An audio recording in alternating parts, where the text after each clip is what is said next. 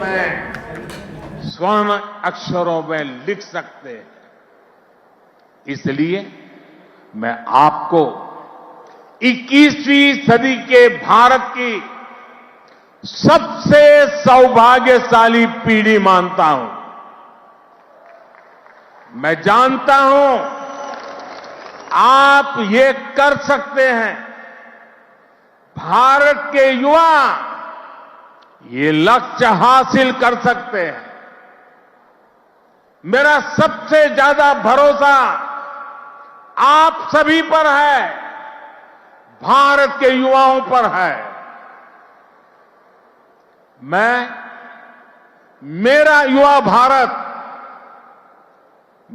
युवा भारत संगठन से जिस तेजी के साथ देश के कोने कोने में युवा जुड़ रहे हैं, उससे भी बहुत उत्साहित हूं। मेरा युवा भारत, माय भारत संगठन की स्थापना के बाद ये पहला युवा दिवस है।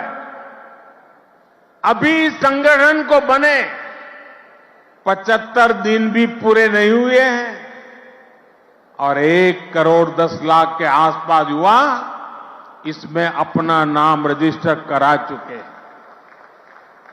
मुझे विश्वास है आपका सामर्थ्य, आपका सेवा भाव देश को, समाज को नई ऊंचाई पर ले जाएगा। आपका प्रयास, आपका परिश्रम युवा भारत की शक्ति का पूरी दुनिया में परचम लहराएगा।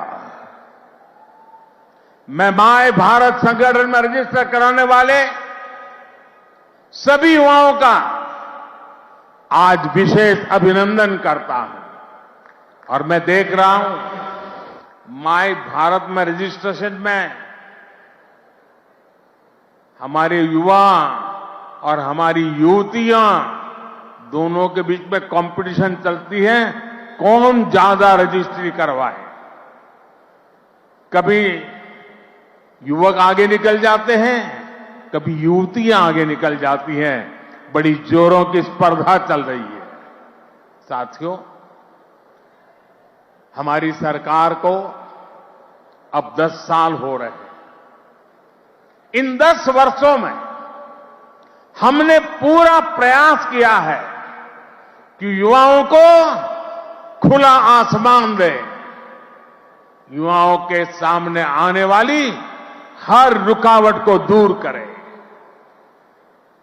आज चाहे शिक्षा हो, रोजगार हो, एंटरप्रेन्योरशिप या इमर्जिंग सेक्टर्स हो, स्टार्टअप्स हो, स्किल्स या स्पोर्ट्स हो, देश के युवाओं को सपोर्ट करने के लिए हर क्षेत्र में एक आधुनिक, डायनेमिक इकोसिस्टम तैयार हो रहा है।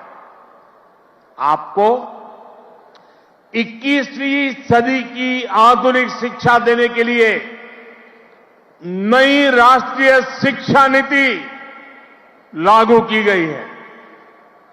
युवाओं के लिए अब देश में आधुनिक स्किलिंग इकोसिस्टम भी तैयार हो रहा है। हाथ के हुनर से कमाल करने वाले नौजवानों की मदद के लिए पीएम विश्वकर्मा योजना शुरू की गई है।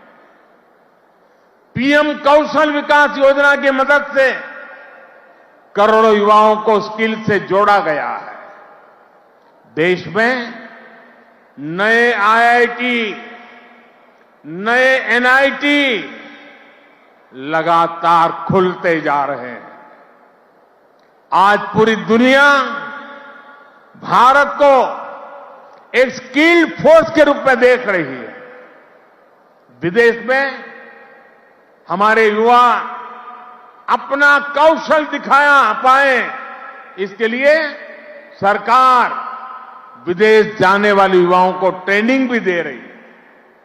France, Germany, UK, Australia, Italy, Austria जैसे अनेक देशों के साथ सरकार ने जो मोबिलिटी समझौते किए हैं, उसका बड़ा लाभ हमारे युवाओं को मिलेगा।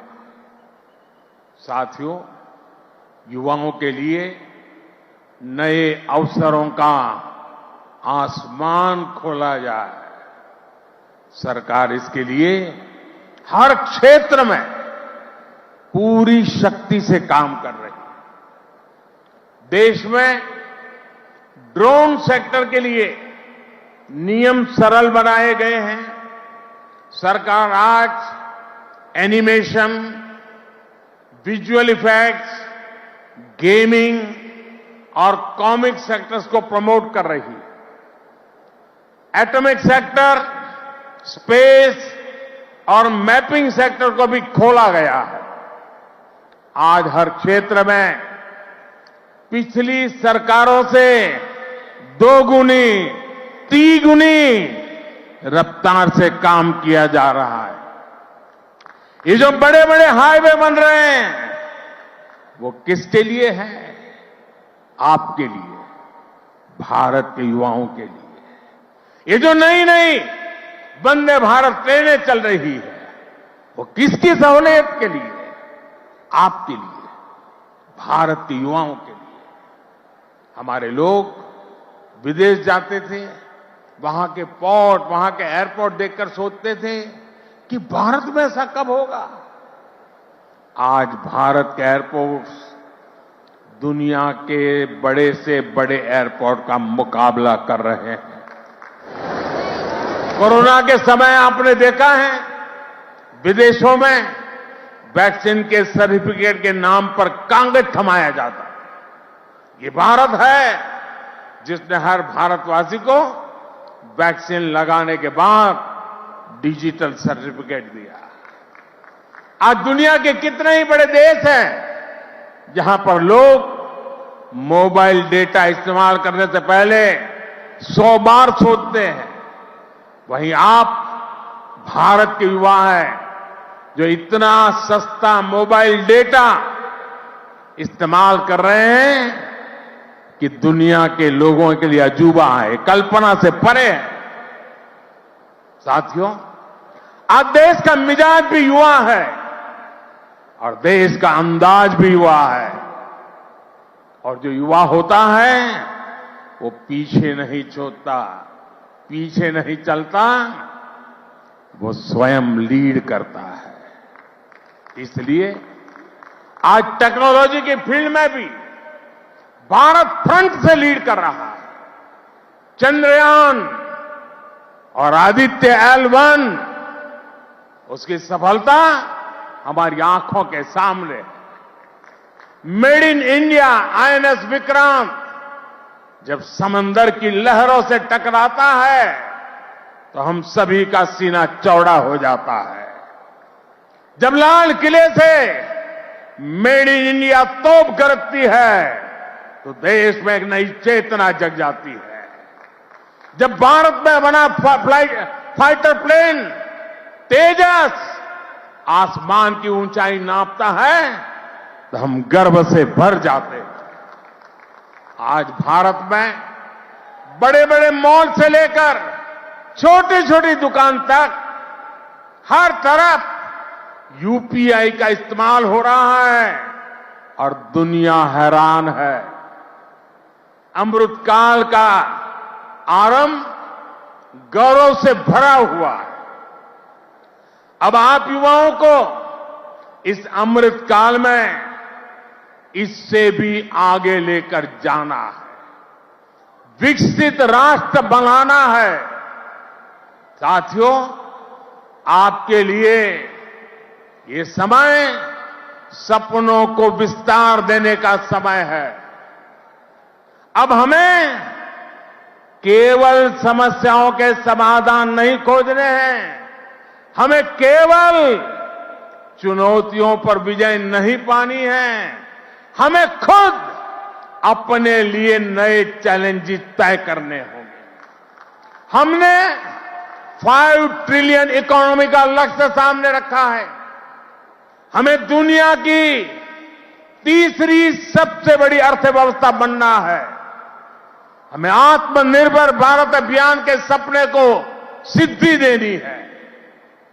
हमें सर्विसेज और आईटी सेक्टर की तरह भारत को विश्व का मैन्युफैक्चरिंग हब भी बनाना है। इन आकांक्षाओं के साथ साथ भविष्य के प्रति हमारी जिम्मेदारियां भी है। जलवायु परिवर्तन की चुनौती हो, प्राकृतिक खेती को बढ़ावा देना हो, हमें लक्ष्य बनाकर तय समय में इन्हें प्राप्त करना है। साथियों, अमृत काल की आज की युवा पीढ़ी पर मेरे विश्वास की एक और वजह है, और वो खास वजह है। इस कालखंड में देश में वो युवा पीढ़ी तैयार हो रही है जो गुलामी के दबाव और प्रभाव से पूरी तरह मुक्त है। इस पीढ़ी का युवा खुलकर कह रहा है, विकास भी और विरासत भी। ये लोग आयुर्वेद तो हमारे देश में योग हो या आयुर्वेद हो, हमेशा भारत के लिए एक पहचान के रूप में रहा है। लेकिन आजादी के बाद इन्हें ऐसे ही भुला दिया गया। आज दुनिया इन्हें स्वीकार कर रही है। आज भारत का युवा योग आयुर्वेद का ब्रांड एम्बेसडर बन रहा है। साथियों, आप अपने दादा दादी, अपने नाना नानी से पूछिएगा, वो आपको बताएंगे कि उनके दौर में रसोई में बाजरे की रोटी, कोदो, कुटकी, रागी, ज्वार यही तो हुआ करता था। लेकिन गुलामी की मानसिकता में इस अन्न को गरीबी के साथ जोड़ दिया गया, इन्हें रसोई से बाहर कर दिया गया। आज यही अन्न मिलेट्स के रूप में, सुपर फूड के रूप में वापस रसोई में पहुंच रहे हैं। सरकार ने इन मिलेट्स को, मोटे अनाज को श्री अन्न की नई पहचान दी है। अब आपको इन श्री अन्न का ब्रांड एम्बेसडर बनना है। श्री अन्न से आपकी सेहत भी सुधरेगी और देश के छोटे किसानों का भी भला होगा। साथियों, आखिर में एक बात राजनीति के माध्यम से देश की सेवा की भी करूंगा। मैं जब भी ग्लोबल लीडर्स या इनोवेटर से मिलता हूं तो उनमें मुझे एक अद्भुत आशा दिखती है। इस आशा की, इस आकांक्षा की एक वजह है डेमोक्रेसी, लोकतंत्र। भारत मदर ऑफ डेमोक्रेसी है, लोकतंत्र की जननी है। लोकतंत्र में युवाओं की भागीदारी जितनी अधिक होगी, राष्ट्र का भविष्य उतना ही बेहतर होगा। इस भागीदारी के कई तरीके हैं। अगर आप सक्रिय राजनीति में आते हैं तो आप परिवारवाद की राजनीति के प्रभाव को उतना ही कम करेंगे।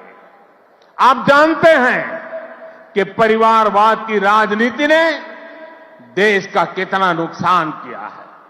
लोकतंत्र में भागीदारी का एक और महत्वपूर्ण तरीका है कि आप अपनी राय वोट के जरिए जाहिर करें।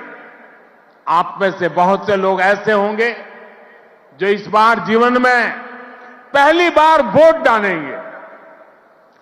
फर्स्ट टाइम वोटर्स हमारे लोकतंत्र में नई ऊर्जा और शक्ति ला सकते हैं। इसलिए वोट करने के लिए आपका नाम लिस्ट में आए, इसके लिए